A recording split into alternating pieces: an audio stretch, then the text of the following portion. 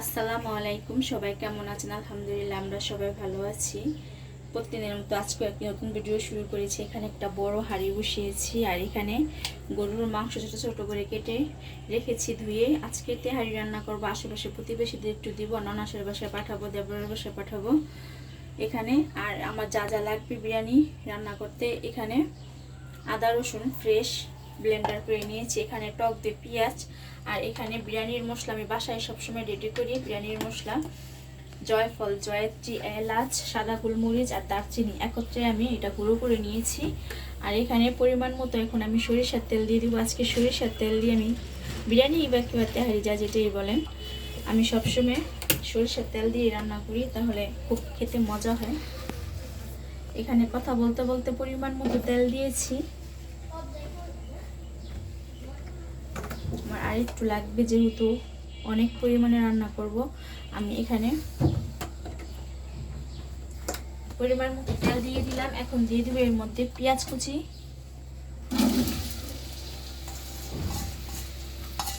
পেঁয়াজটা আমি একটু আদা ভাজা করে নিব।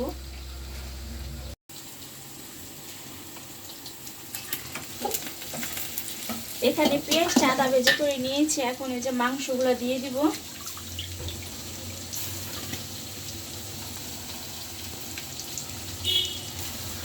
মাংসটা আমি আগে থেকে পানি জড়োটা রাখি নাই,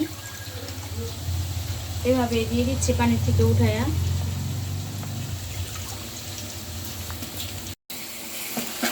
আমি সবগুলা মাংস দিয়ে দিয়েছি। এখন সব মশলাগুলো দিয়ে দিব। এখানে দিব স্বাদ মতো লবণ, স্বাদ মতো লবণ দিয়ে দিলাম। এখন দিব কিছু কাঁচামরিচ,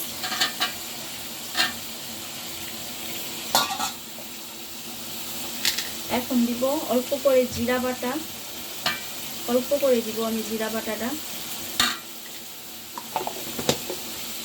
এখানে দিয়ে দিব টক দই,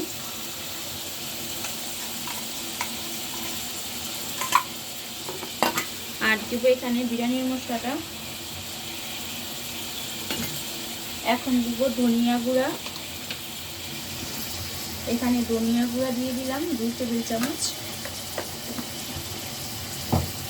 আর দিব এখন আদা রসুন পেস্ট, যে আদা রসুন বাটাটা দিয়ে দিব। আমি সবকিছু পরিমাণ মতোই রেখেছি। এখন এটা ভালো করে সবগুলো মশলার সাথে মিক্সড করে দিতে হবে।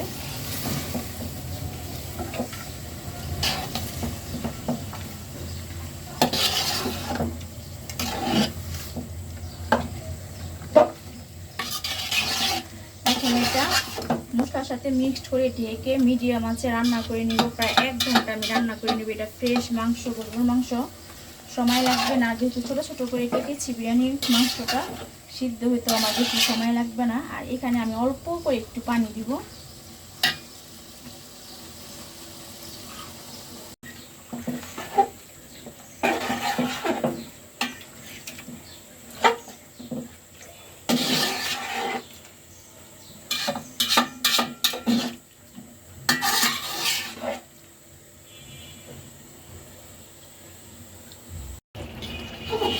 এখানে মাংসটা আমার রান্না করা হয়ে গেছে। আমি প্রায় 1.5 ঘন্টা আমি সময় নিয়ে মাংসটা রান্না করেছি। মাংসটা সিদ্ধ হয়ে গেছে। এখন এই যে ধুয়ে রাখা চালটা দিয়ে দিব।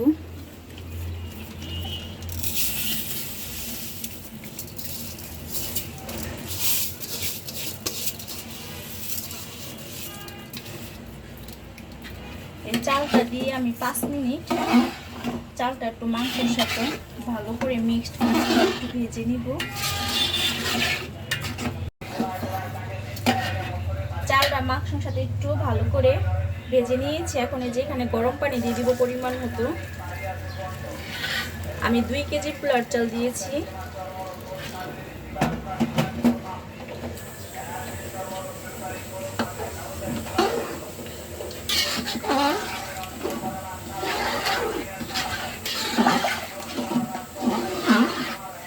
এখানে আমি এখন লবণ দিয়ে দিব স্বাদ মতো। 2 টেবিল চামচ লবণ দিয়ে দিলাম। আর এখন দিব গুঁড়া দুধ।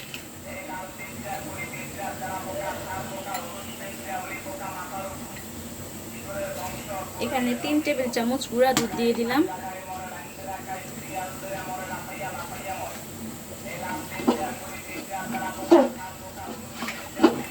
গুঁড়া দুধটা একটু ভালো করে মিক্সড করে দিতে হবে, না গলা পেকে যাবে।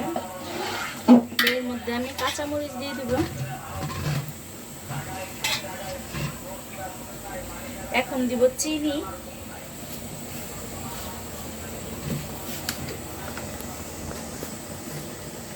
চিনি এখানে আমি 3 টেবিল চামচ দিয়ে দিব।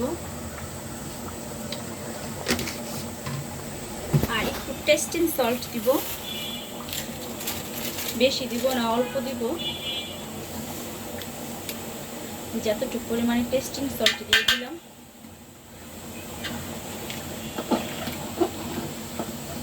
এখানে আমি মটরশুঁটি নিয়েছি, 2 মটরশুঁটি দিব।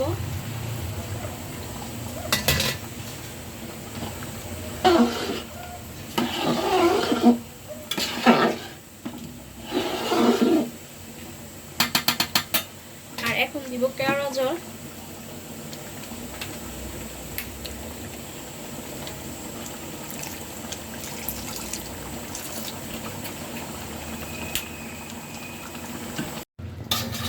এই যে আমার বিরিয়ানিটা এখন আমি দমে রেখে দিব আধা ঘন্টার জন্য।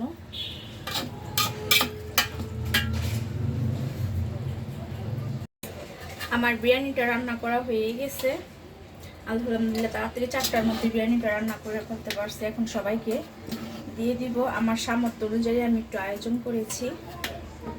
আমার প্রতিবেশী যারা আছে তাদেরকে একটু অ্যাড করে দিব। আর ননাসের বাসায় পাঠাবে, যে এখানে 2টা হটপট নিয়েছি। ননাসের বাসায় আর দেবরের বাসার জন্য খাবারটা বেড়ে নিব।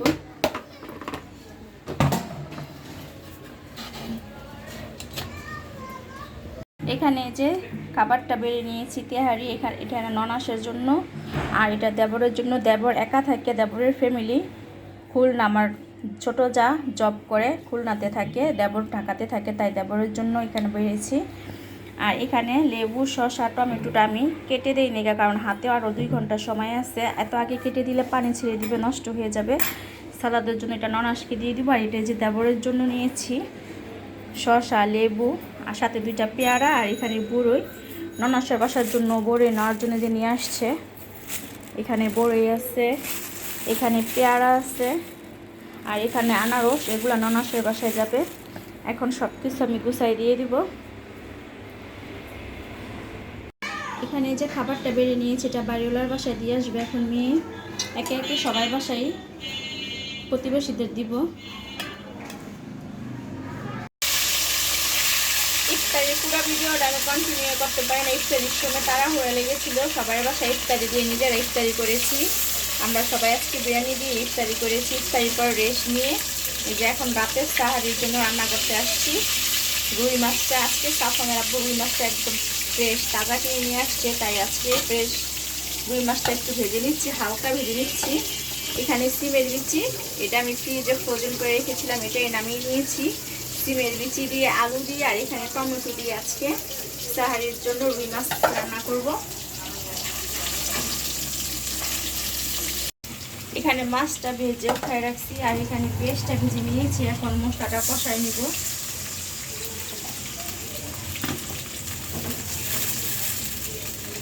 এখানে আদা, রসুন, জিরা বাটা এটা দিয়ে দিব। এখন দিব স্বাদ মতো লবণ। এখন সব গুঁড়া মশলাগুলো দিয়ে দিব। হলুদের গুঁড়া,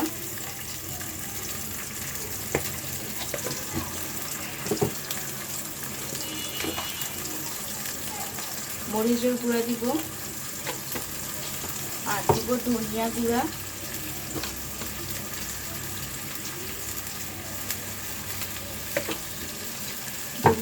ধনিয়া গুঁড়া দিয়ে দিলাম 1/2 টেবিল চামচ। এখন আমি আলুটা দিয়ে দিব। এই মশলাটার সাথে আলুটাও কষাই নিব।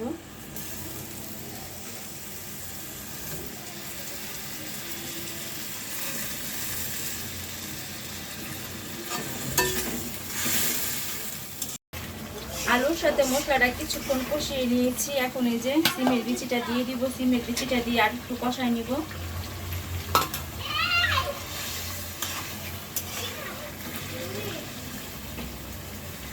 সিমের বিচিটা ফ্রিজ থেকে বের করছি, এখনো হাইস গলেনি। এইভাবে ডেকে দিলে গলে যাবে।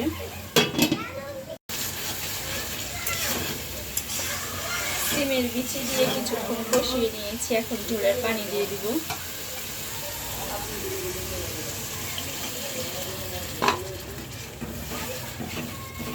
আমার আর একটু পানি লাগবে। আমি একটু ঝোল ঝোল রাখবো।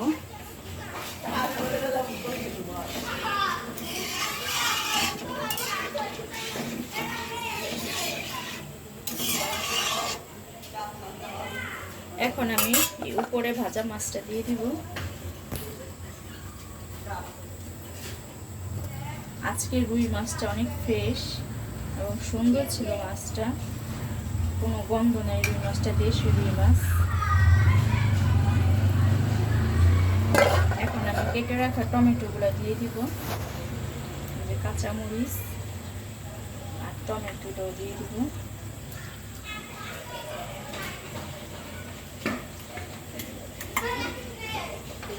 টমেটো একটু বেশি দিয়েছি কারণ আমাদের বাসায় টমেটো লাভার আছে।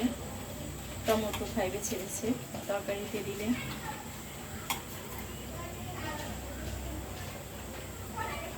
যে এখন ঢেকে দিব।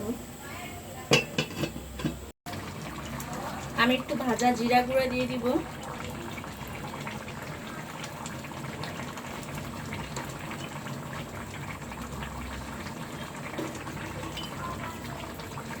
আর 5 মিনিট রাখবো, তারপর নামাই করবার পাশের চুলায় ভাত বসিয়ে দিয়েছি সাহারির জন্য। আজকে সাহারিতে আমরা ভাত খাবো।